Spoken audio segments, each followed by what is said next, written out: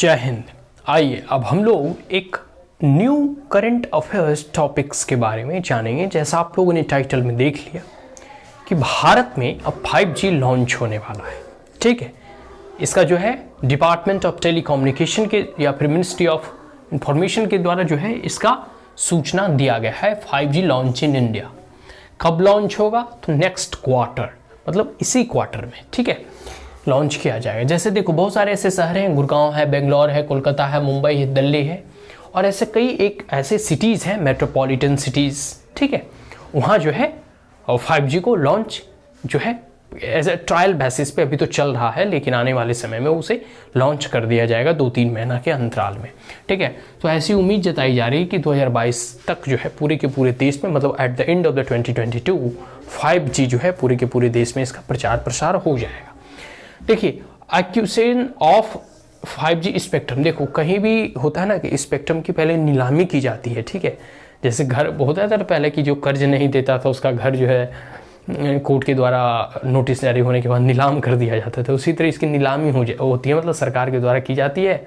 और जो सबसे कम टेंडर में पैसा उठाता है, टेंडर वगैरह इशू किए जाते हैं, ठीक है, उस नीलामी के दौरान जो है कंपनियां जो है, जैसे भी जियो, रिलायंस है, एयरटेल है, वोडाफोन है, ये 3 मेजर कंपनी है, BSNL है, वो तो खैर सरकारी है। तो 5G स्पेक्ट्रम की नीलामी के बाद जो है मार्च में लगभग इसे लॉन्च किया जाएगा। अभी भी 5G चल रहे हैं, दिल्ली वगैरह में देखोगे, अब मेरे यहाँ वाईफाई लगा है तो यहाँ 2 तरह के नेटवर्क होते हैं, एक 4G और एक 5G। तो मतलब अभी ट्रायल पे चल रहा है, मतलब पूरी घोषणा करके ये नहीं कह दिया गया कि भाई अब लॉन्च हो गया, नहीं, ऐसा नहीं है, मतलब एज ए ट्रायल बेसिस पे चल रहा है, अभी उसकी टेस्टिंग वगैरह हो रही है। ठीक है, तो मार्च तक जो है इसे लॉन्च कर दिया जाएगा ऑफिशियली। ठीक है, ये कंप्लीट ट्रायल्स अभी जो है ट्रायल्स वगैरह जब कंप्लीट हो जाएगा, जो टेस्टिंग वगैरह है वो पूरे डन हो जाएंगे। ठीक है, इसके नेगेटिव और कह सकते हैं पॉजिटिव एस्पेक्ट्स को देख लिए जाएंगे। ठीक है, इसकी क्या क्या रिक्वायरमेंट है, क्या क्या फिजिकल एडजस्टमेंट करने होंगे, कितने टावर्स वगैरह और इंस्टॉल करने होंगे, इन तमाम चीज़ों को देखने के बाद जो है एक एनालिसिस और विश्लेषण करने के बाद जो है इसे लॉन्च किया जाएगा।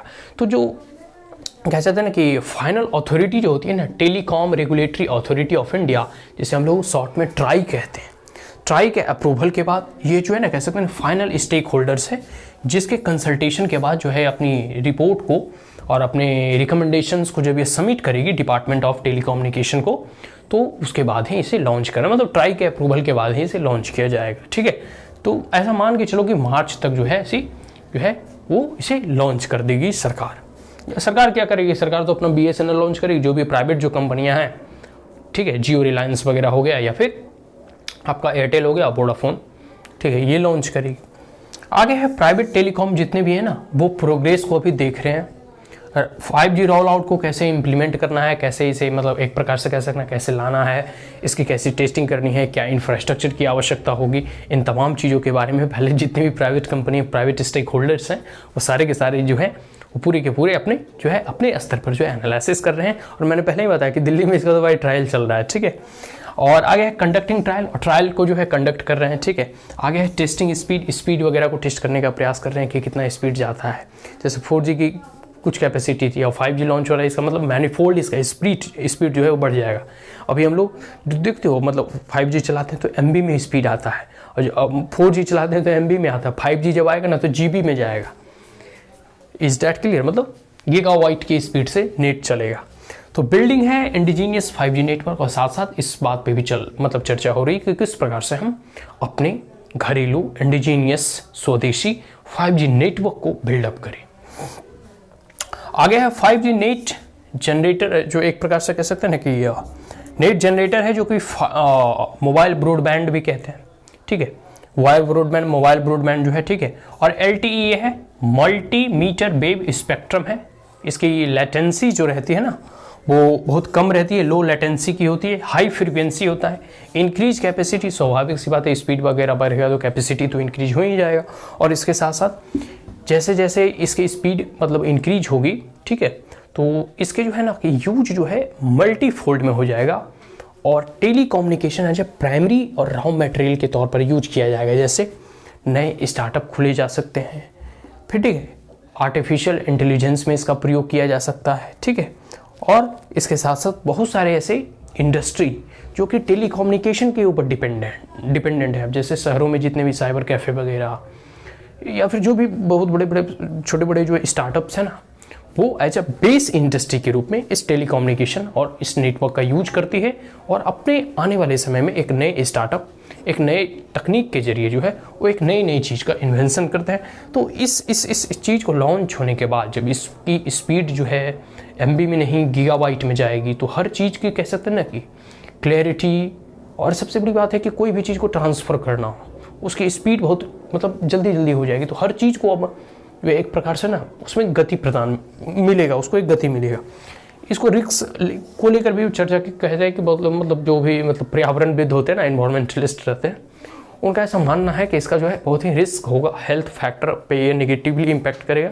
स्वाभाविक सी बात है, बहुत लोग पहले ये चीज़ें जो है बहुत ही मतलब न्यूज़ में होता था पहले कुछ साल, मतलब 10-15 साल पहले जो टावर्स वगैरह इंस्टॉल होते थे, तो उसमें कहते थे उससे आयोनाइज्ड रेडिएशन निकलता है, माइक्रोवेव निकल एक प्रकार से कह सकते हैं। तो उस रेडिएशन से जो पक्षी वगैरह होते हैं ना, वो मर जाते हैं। और मर जाते हैं इन द सेंस, पहले देखते हो कि जो गांव में रहते थे तो घर में एक छोटी पक्षी होती थी गौरैया। अब तो गांव में गौरैया देखने को ही नहीं मिलती है, शहर तो छोड़ ही दो। हम लोग तो बचपन में देखते थे, मतलब अब आंगन जो होता था उसमें गौरैया दिखते थे। तो ऐसे बहुत सारे पशु पक्षी जो हैं विलुप्त हो गए हैं, और वो इसलिए विलुप्त हो गए हैं कि जो रेडिएशंस होते हैं ना, उसे वो हैंडल या फिर कह सकते हैं कि उसके प्रभाव को वो सह नहीं पाते। असहनीय होता है कि वो लोग छोटे जीव जंतु होते हैं और उससे वो विलुप्त हो जाते हैं। ह्यूमन के बारे में कहा गया है कि यह हेल्थ में निगेटिवली इम्पैक्ट करेगा। जो टिश्यू वगैरह है, जो वीकर टिश्यू होते हैं, उस पर वो इसका प्रभाव अधिक होगा और बॉडी का हीट बहुत जल्दी होगा। ठीक है, तो ये सब सारी चीज़ें हैं। इसके हर एक तो बात आप मानते हैं कि कोई भी चीज़ हो, there are some disadvantage as well as some advantage. फिर हम उसका मेगा स्केल पे एनालिसिस करते हैं कि अगर एडवांटेज अधिक है तो हम उस प्रोजेक्ट में अपना हाथ बढ़ा देते हैं। तो advantage and disadvantage with the two faces of the same coin. Is that clear? ठीक है, सिक्के के दो पहलू हैं। जहाँ there is no lunch is free in this world, कोई भी चीज़ आपको फ्री में नहीं मिलता, मुफ्त में नहीं मिलता, उसके लिए आपको कीमत चुकानी होती है। Is that clear? सो है 5G लॉन्च इन इंडिया। तो ये करंट अफेयर टॉपिक था, इसको हम लोगों ने यहीं कवर अप किया। Is that clear? So that's all, thank you once again, and if you are the first time on my channel, then like it, share it, as well as subscribe it. Also press the bell icon, and if there were any queries, comments, suggestion, advice, you may comment in the comment box. Thank you once again, have a great day.